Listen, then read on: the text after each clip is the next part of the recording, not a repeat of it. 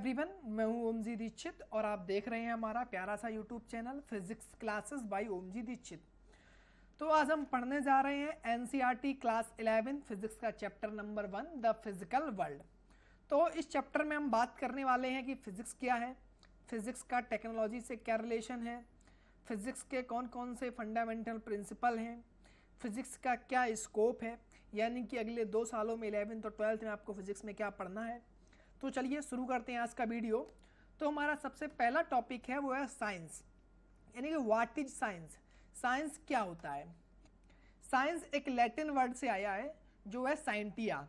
इसका मतलब होता है टू नो, मतलब किसी भी चीज को जानना। अब किसी भी चीज को जानकर हम क्या करेंगे? किसी भी चीज को जानना मतलब हमारे आसपास जो चीजें हो रही हैं उसको जानना। जैसे अगर मैं कोई भी चीज गिरा दूं तो वो नीचे ही क्यों गई, या मैं रोज देखता हूं कि सूरज एक तरफ से उगता है दूसरी तरफ जाता है, हमेशा ईस्ट से ही निकलता है और वेस्ट में ही जाता है, तो ऐसा क्यों हो रहा है? कुछ लोग क्यूरियस होते हैं, ये सब जानने की कोशिश करते हैं। तो किसी चीज को जानना, उसके रीजन्स को जानना, फिर आगे प्रिडिक्ट करना कि आगे होने वाली फ्यूचर में इसका क्या आउटकम हो सकता है, यही है आपका साइंस। अब चलते हैं नेक्स्ट टॉपिक की तरफ जो है आपका साइंटिफिक मेथड। तो दोस्तों, साइंटिफिक मेथड में हम कुछ स्टेप्स को फॉलो करके नेचुरल फिनोमिना की स्टडी करते हैं और किसी थ्योरी को फाइनल करते हैं। सबसे पहला आपका स्टेप है सिस्टमैटिक ऑब्जर्वेशन। तो ये क्या होता है सिस्टमैटिक ऑब्जर्वेशन? जब हमें किसी भी चीज की स्टडी करनी होती है तो सबसे पहले हम क्या करना होता है, उसके लिए ऑब्जर्वेशन करना बहुत ज्यादा जरूरी होता है। फॉर एग्जाम्पल, न्यूटन ने पूरा लॉ ऑफ ग्रेविटेशन लिख डाला। क्यों? क्योंकि उन्होंने ऑब्जर्व किया। क्या ऑब्जर्व किया? आप सभी जानते होंगे कि उन्होंने ऑब्जर्व किया कि एप्पल जो है वो नीचे की तरफ गिरता है। तो उनके दिमाग में इससे क्वेश्चन आया कि जो एप्पल है ये नीचे ही क्यों गिरता है, दूसरी डायरेक्शन में ऊपर क्यों नहीं जाता? फिर उन्होंने क्या किया, इसके लिए इन्होंने काफी सारे एक्सपेरिमेंट किए, राइट। तो नेक्स्ट आपका जो टॉपिक क्या आता है, कंट्रोल्ड एक्सपेरिमेंट।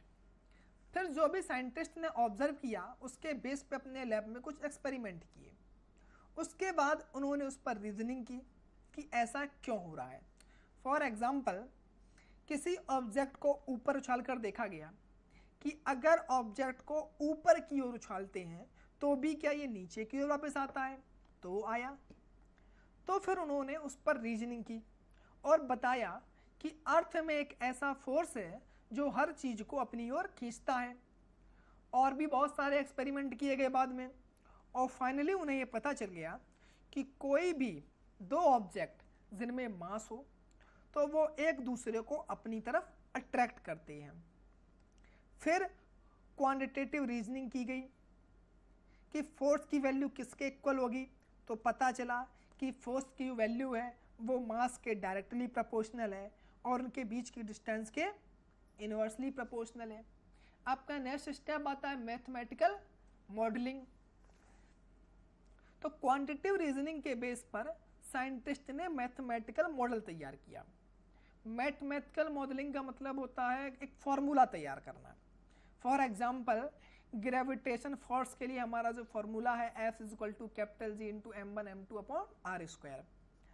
अब इस मैथमेटिकल फॉर्मूले के बेस पे कुछ इन्होंने प्रिडिक्शंस किए कि जैसे अगर मान लो हम मास की वैल्यू को बढ़ाते हैं या कम करते हैं तो क्या फोर्स की वैल्यू उसके साथ वेरी कर रही है। तो चेक किया गया, ये सब आपको फॉर्मूले के अकॉर्डिंग सही पाया गया। जब उनका फॉर्मूले के अकॉर्डिंग देखा कि ऐसा ही हो रहा है तो उन्होंने कह दिया कि जो आपका मॉडल है ये वेरीफाई हो गया। और क्या किया उसके बाद, वेरीफाई होने के बाद इसको साइंस में इंक्लूड कर लिया और उसकी हम पढ़ाई करते हैं।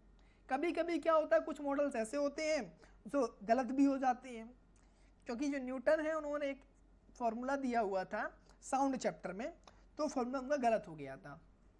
ऐसे भी आपने बहुत सारी चीज़ें पढ़ी हुई क्लास 10 में, केमिस्ट्री वगैरह में जो हम लोगों ने पढ़ा पीरियोडिक क्लासिफिकेशन में, तो काफ़ी सारी चीज़ें थी स्टार्टिंग में दी गई थी जो उनके प्रेडिक्शंस रॉन्ग थे, तो उनका थ्योरी का फॉल्सिफिकेशन हो गया था। और अगर थ्योरी का वेरिफिकेशन हो जाता है तो वो जो टॉपिक होता है वो आपका साइंस में ऐड हो जाता है। इसके बाद हमारा जो नेक्स्ट टॉपिक है वो है फिजिक्स। तो अब हम समझते हैं कि फिजिक्स क्या है। फिजिक्स एक ग्रीक वर्ड से आया है जिसको हम फिजिक्स बोलते हैं, और फिजिक्स से एक वर्ड आया है फ्यूजिस, जिससे आपका आया है फिजिक्स। इसका मतलब है नेचर या नेचुरल फिनोमिना। मतलब नेचर में जो भी इवेंट्स हो रहे हैं, जो भी फिनोमिना हो रहे हैं, जैसे दिन और रात का होना, गर्मी ठंडी बरसात का होना, इंद्रधनुष का बनना, समुद्र में लहरों का बनना, ज्वालामुखियों का फटना, मेरी आवाज़ जो तुम सुन पा रहे हो उसका सुन पाना, जो वीडियो तुम देख पा रहे हो इसका देख पाना, ये सब एक्सप्लेन हुआ है फिजिक्स से, राइट। इसके बाद नेक्स्ट जो टॉपिक आता है वो आता है 2 फंडामेंटल प्रिंसिपल ऑफ फिजिक्स, जिसमें से फर्स्ट है हमारा यूनिफिकेशन। यूनिफिकेशन का मतलब क्या? To explain diverse physical phenomena in terms of new concepts and laws, right. इसका मतलब होता है कि बहुत सारे फिनोमेनास को थोड़े से लॉ से समझा देना। चलो इसको समझने के लिए मैं एक एग्जांपल ले लेते हैं। जैसे मान लो मैंने कोई चीज़ गिराई तो वो नीचे ही गिरने वाली है, और सन के चारों तरफ अर्थ चक्कर लगा रही है। दोनों अलग अलग चीज़ें हैं, राइट। लेकिन एक चीज़ जो है वो नीचे गिर रही है और एक गोल गोल घूम रही है, लेकिन दोनों के पीछे का जो लॉ है वो क्या है? Law of gravitation. तो ये सब हुआ यूनिफिकेशन की वजह से। मतलब हम बहुत सारी चीज़ों को एक सिंगल लॉ से डिफाइन कर देते हैं। जैसे कुछ एग्जांपल यहाँ पे हमने दिए हुए हैं। जैसे फर्स्ट लॉ ऑफ ग्रेविटेशन जो मैंने बताई दिया आपको। सेकेंड है मैक्सवेल्स फोर्स इक्वेशन। मैक्सवेल ने 4 इक्वेशन दी हुई थी जिनसे फिजिक्स की आपकी 4 ब्रांच मतलब सॉल्व हो गई। एक इक्वेशन से एक ब्रांच को उन्होंने फिनिश कर दिया, जिसमें इनकी फर्स्ट इक्वेशन थी, ये थी इलेक्ट्रोस्टैटिक की। सेकंड इक्वेशन थी इलेक्ट्रोडायनामिक की। थर्ड इक्वेशन थी इनकी मैग्नेटिज्म की, और फोर्थ इक्वेशन थी इलेक्ट्रोमैग्नेटिक की। और नेक्स्ट एग्जांपल है यूनिफिकेशन ऑफ फोर्सेस। अभी इसी चैप्टर में आगे आप पढ़ेंगे फंडामेंटल फोर्सेस इन नेचर। तो 4 फोर्सेस हैं, लेकिन आपने बहुत सारे फोर्सेस पढ़े हुए हैं, तो उन सब का यूनिफिकेशन कर दिया गया कितने फोर्सेस में? केवल 4 फोर्सेस में, राइट। इसके बाद चलते हैं नेक्स्ट टॉपिक की तरफ, जो हमारा सेकंड आता है क्या? रिडक्शनिज्म। हमने 2 फंडामेंटल आपके प्रिंसिपल बताए। पहला हो गया यूनिफिकेशन, सेकंड क्या है आपका? रिडक्शनिज्म। ये रिडक्शनिज्म में क्या है ये समझ लीजिए। To understand the complex system from the properties of its constituent simpler particle. मान लीजिए आपके पास कोई बहुत बड़ी प्रॉब्लम है, तो उसको छोटे छोटे पार्ट में तोड़कर सॉल्व कर लो, यही है आपका रिडक्शनिज्म। इसका एग्जांपल देख लेते हैं। इसका एग्जांपल हम लेते हैं काइनेटिक थ्योरी से। इसमें ऐसे समय आपका दिया गया है एक एग्जांपल कि to study the effect of temperature on internal energy of a bulk system under thermodynamics, the relation of temperature with average kinetic energy of molecule of system was studied। मतलब कि अगर हमारे पास कोई एक बल्क सिस्टम है, उस पर हमें टेम्परेचर के इफेक्ट को पता करना है, तो उसके लिए हमें उस बल्क मॉडुलस बल्क सिस्टम के मॉलिक्यूल्स की स्टडी को हम करके पता कर सकते हैं कि कॉम्प्लेक्स बॉडी में टेम्परेचर का क्या इफेक्ट है, राइट। इसके बाद आपका नेक्स्ट टॉपिक है scope and excitement of physics. Scope का मतलब होता है फिजिक्स की पहुंच कहां तक है, फिजिक्स कहां तक फैला है। तो दोस्तों एक सब एटॉमिक पार्टिकल से लेके एक पूरा यूनिवर्स है फिजिक्स। आपको जो पढ़ना है उसके हिसाब से स्कोप ऑफ फिजिक्स को 2 पार्ट्स में डिवाइड किया गया है। एक है आपका क्लासिकल फिजिक्स और सेकंड है आपका क्वांटम फिजिक्स, या इसको बोल सकते हैं मॉडर्न फिजिक्स। क्लासिकल फिजिक्स में हम बड़ी बड़ी चीज़ों की स्टडी करते हैं, और क्वांटम या मॉडर्न फिजिक्स में हम मेनली छोटी छोटी चीज़ों की स्टडी करते हैं जो ऑब्जर्वेबल ना हो, यानी कि जिन्हें हम देख ना सकें। जैसे हो गए आपके इलेक्ट्रॉन्स, प्रोटॉन्स, राइट। अब देखते हैं कि हमें क्लासिकल फिजिक्स में क्या पढ़ना है। तो सबसे पहले आपका आता है यहाँ पे मैकेनिक्स, उसके बाद आता है थर्मोडायनामिक्स, उसके बाद आता है इलेक्ट्रोडायनामिक्स, और इसके बाद आता है आपका ऑप्टिक्स। तो आपका जो मैकेनिक्स और थर्मोडायनामिक्स है ये दोनों आपको पढ़ने 11th में, और ये आपका इलेक्ट्रोमैग्नेटिज्म, यहाँ पे इलेक्ट्रोमैग्नेटिज्म और ऑप्टिक्स ये दोनों आपको पढ़ने 12th में। तो देख लेते हैं क्या क्या आता है। अगर हम मैकेनिक्स की बात करें तो मैकेनिक्स में आपका मोशन हो गया, law of motion, gravitation, rotation, work and energy, properties of solid, properties of fluids, simple harmonic motion, ये सब आपको पढ़ना है मैकेनिक्स वाले पोर्शन में क्लास 11th में। अब बात करते हैं कि थर्मोडायनेमिक्स में क्या पढ़ना है। तो हीट क्या होता है, टेम्परेचर क्या होता है, हीट ट्रांसफ़र कैसे होती है, इसके क्या क्या तरीके आपने सुने भी होंगे। इसके 3 मेथड होते हैं, कंडक्शन, कन्वेक्शन एंड रेडिएशन। उसका law of thermodynamics, heat engine क्या होता है, ये कैसे काम करता है, ये सब पढ़ना है आपको थर्मोडायनामिक्स में। उसके बाद आता है इलेक्ट्रोडायनामिक्स या इलेक्ट्रोमैग्नेटिज्म। इलेक्ट्रोमैग्नेटिज्म की बात करते हैं तो इसमें आपको पढ़ना होता है कि चार्ज क्या होता है। उसके बाद इसमें current, electricity, electrostatic, capacitor, magnetics, electromagnetic induction, alternative current, ये सब आपको पढ़ना है इलेक्ट्रोमैग्नेटिज्म में। फिर आपका आता है ऑप्टिक्स। ऑप्टिक्स में मेनली आपको स्टडी करनी है लाइट की।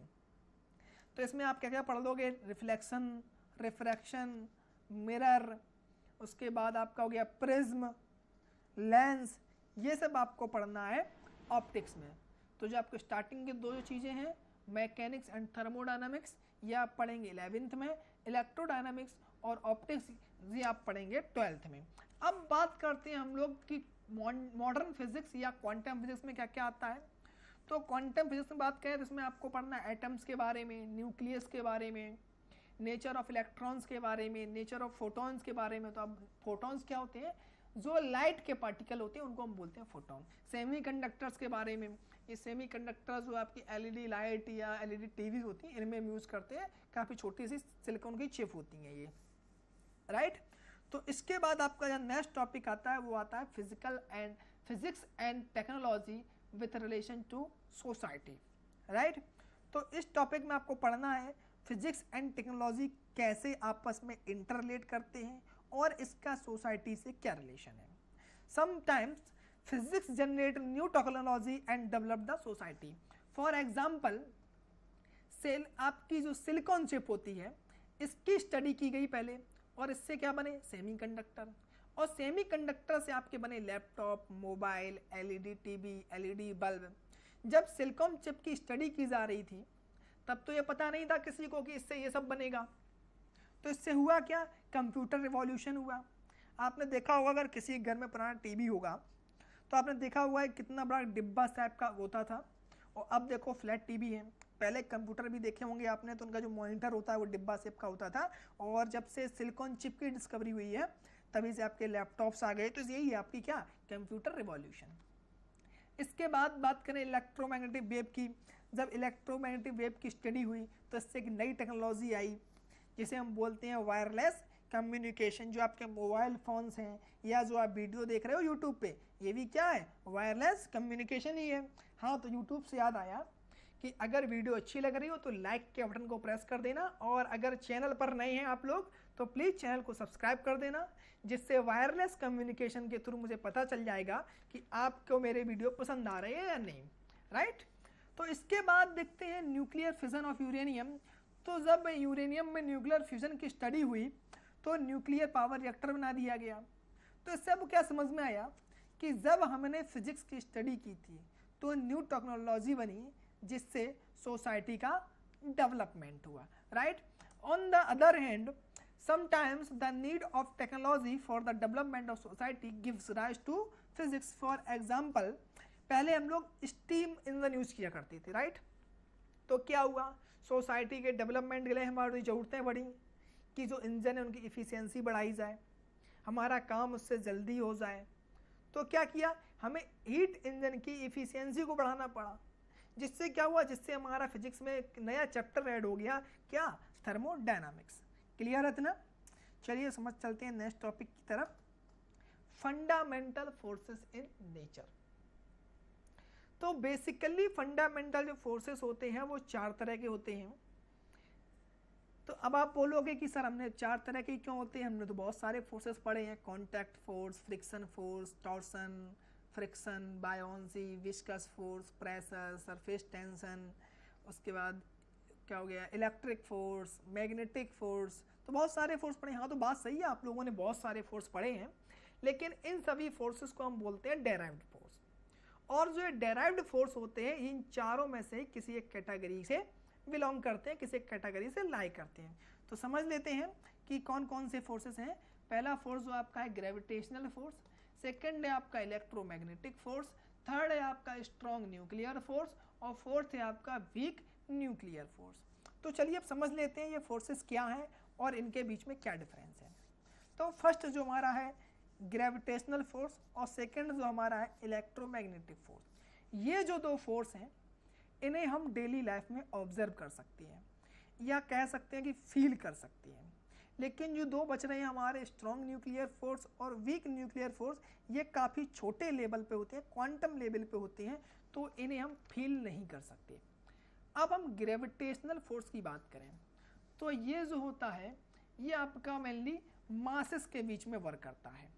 अगर दो आपके ऑब्जेक्ट हैं जिनमें मास है तो उनके बीच में क्या वर्क करेगा, ग्रेविटेशनल फोर्स। और अगर इसके नेचर की बात करी जाए तो इसका नेचर होता है अट्रैक्टिव फोर्स होता है और इसकी रेंज जो है वो काफ़ी ज़्यादा होती है, इनफाइनाइट होती है। और अगर ग्रेविटेशनल फोर्स की स्ट्रेंथ की बात की जाए तो ये जो चारों फोर्स दिए गए हैं इसमें सबसे वीकेस्ट फोर्स यही होता है। अब इस बात करते हैं हम इलेक्ट्रोमैग्नेटिक फोर्स की। ये जो इलेक्ट्रोमैग्नेटिक फोर्स होता है ये चार्जेस के बीच में वर्क करता है। इसके नेचर की बात की जाए तो ये अट्रैक्टिव और रिपल्सिव दोनों हो सकता है। अगर ये लाइक चार्जेस के बीच वर्क करता है तो ये रिपल्सिव होगा और ये अनलाइक चार्जेस के बीच वर्क करेगा तो ये अट्रैक्टिव होगा। अगर इसकी रेंज की बात की है तो इसकी रेंज भी बहुत ज़्यादा होती है, इनफाइनाइट तक होती है। और स्ट्रेंथ की बात की जाए तो काफ़ी स्ट्रॉन्ग फोर्स होता है। इसके बाद अपना नेक्स्ट आता है स्ट्रॉन्ग न्यूक्लियर फोर्स। तो स्ट्रॉन्ग न्यूक्लियर फोर्स की बात करें तो ये जो होता है ये न्यूक्लियस में वर्क करता है। ये फोर्स जो है मेनली न्यूक्लियस को बांधे रखने का काम करता है। और जो न्यूक्लियस के पार्टिकल्स होते हैं उनको हम बोलते हैं न्यूक्लियॉन्स। जैसे मैंने यहाँ पे लिख दिया है वर्स बिटवीन न्यूक्लियॉन्स, यानी कि न्यूक्लियस के पार्टिकल्स के बीच में वर्क करता है। न्यूक्लियस के कौन कौन से पार्टिकल होते हैं, एक तो होता है प्रोटॉन और एक होता है न्यूट्रॉन। तो जो आपका फोर्स होता है ये प्रोटॉन प्रोटॉन के बीच लगता है, न्यूट्रॉन प्रोटॉन के बीच भी लगता है और न्यूट्रॉन न्यूट्रॉन के बीच भी लगता है। अगर यहाँ पे इलेक्ट्रोमैग्नेटिक फोर्स होता तो पॉजिटिव पॉजिटिव, प्रोटॉन प्रोटॉन जो आपके हैं एक पॉजिटिव पॉजिटिव चार्ज है। अगर यहाँ पे इलेक्ट्रोमैग्नेटिक फोर्स लगा होता तो जो आपका न्यूक्लियस है ये न्यूक्लियस ना होके एक्सप्लोड हो चुका होता, राइट। तो सारे न्यूक्लियस जो है एक साथ नहीं रह पाते हैं। तो जो आपका स्ट्रॉन्ग न्यूक्लियस फोर्स है ये आपका चार्ज इंडिपेंडेंट फोर्स है, यानी कि चार्ज पर डिपेंड नहीं करता है। इसमें क्या है मेनली जो आपके न्यूक्लियस के पार्टिकल होते हैं उनसे अट्रैक्शन फोर्स होता है, इनको हम बाइंडिंग फोर्स भी बोल सकते हैं क्योंकि ये आपका एक्सप्लोड नहीं होने देते। और अगर नेचर की बात की है तो उसको अट्रैक्टिव बाइंडिंग लिख सकते हैं। और रेंज की बात की है तो उसकी रेंज जो है वो काफ़ी शॉर्ट होती है। जो आपका न्यूक्लियस है उसका डायामीटर होता है एक्चुअली में 10⁻⁻15 मीटर, राइट। उसके बाद अगर स्ट्रेंथ की बात की जाए तो ये जो आपका फोर्स है इन चारों में सबसे ज़्यादा स्ट्रॉन्ग होता है, यानी strongest force in among all four. उसके बाद नेक्स्ट आता है आपका वीक न्यूक्लियर फोर्स। तो ये जो फोर्स है ये काफ़ी रेयर होता है। जब आपका न्यूट्रॉन प्रोटॉन में कन्वर्ट होता है तो उससे एक इलेक्ट्रॉन और एक एंटी न्यूट्रिनो इमिट होता है। तो इस चेंजेस के लिए एक फोर्स रिस्पॉन्सिबल होता है, उसी फोर्स को हम बोलते हैं वीक न्यूक्लियर फोर्स, राइट। अगर इसके रेंज की बात की जाए तो रेंज इसकी काफ़ी शॉर्ट होती है, 10⁻16 मीटर होती है। और अगर इसकी स्ट्रेंथ की बात की जाए तो ये काफ़ी वीक फोर्स है। और अगर इन्हें कंपैरिजन करें आपस में, अगर हम ग्रेविटेशनल फोर्स को Fg मान लेते हैं तो इससे 10⁻37 टाइम्स होता है इलेक्ट्रोमैग्नेटिक फोर्स और इलेक्ट्रोमैग्नेटिक फोर्स का 100 टाइम होता है स्ट्रॉन्ग न्यूक्लियर फोर्स। तो ये आपका अगर ग्रेविटेशनल फोर्स की बात किया तो 10⁻39 टाइम्स हो जाएगा। और जो आपका वीक न्यूक्लियर फोर्स है ये 10⁻26 टाइम हो जाएगा। उसके बाद चलते हैं नेक्स्ट टॉपिक की तरफ। नेक्स्ट और लास्ट टॉपिक हमारा चैप्टर का कंजर्वेशन लॉ इन नेचर।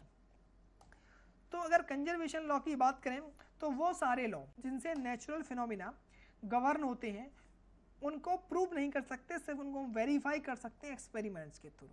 तो नेचर में कुछ ऐसी क्वांटिटीज़ भी हैं जो समय के साथ चेंज नहीं होती हैं, उन्हीं को हम कहते हैं कंजर्व क्वांटिटी। से कुछ एग्जांपल हमने यहाँ पे दे दिए आपको, एनर्जी, मोमेंटम, चार्ज और मास, राइट। जिसे आपने पढ़ा होगा conservation of energy, total energy of the universe remain constant आपने पढ़ा होगा, energy can neither be created nor be destroyed but it can change from one form to another form, यानी कि जो भी आपकी एनर्जी है वो कंजर्व्ड है। तो सिंपल चीज़ ये है कि जितने भी आपके नेचर के लॉ होते हैं ये ना तो टाइम के साथ चेंज होते हैं ना ये आपके अलग अलग जगह पे चेंज, आप सभी जगह सेम रहेंगे, टाइम के साथ भी सेम रहेंगे, इसीलिए इन क्वांटिटीज़ को हम बोलते हैं कंजर्व क्वांटिटीज। तो इसे आपकी एनर्जी, मोमेंटम, चार्ज, मास ये आपकी कंजर्व क्वांटिटी है। तो आपका चैप्टर यहाँ फिनिश होता है। तो आज के लिए इतना ही। अगर आप लोगों को वीडियो अच्छी लगी हो तो प्लीज़ लाइक के बटन को दबा देना, और आपको अगर कोई भी डाउट्स हो तो कमेंट्स में पूछ लेना, और अपने दोस्तों के साथ अपने इस वीडियो को शेयर करना। आज के लिए इतना ही, मिलते हैं अगले वीडियो में। जय हिंद, वंदे मातरम।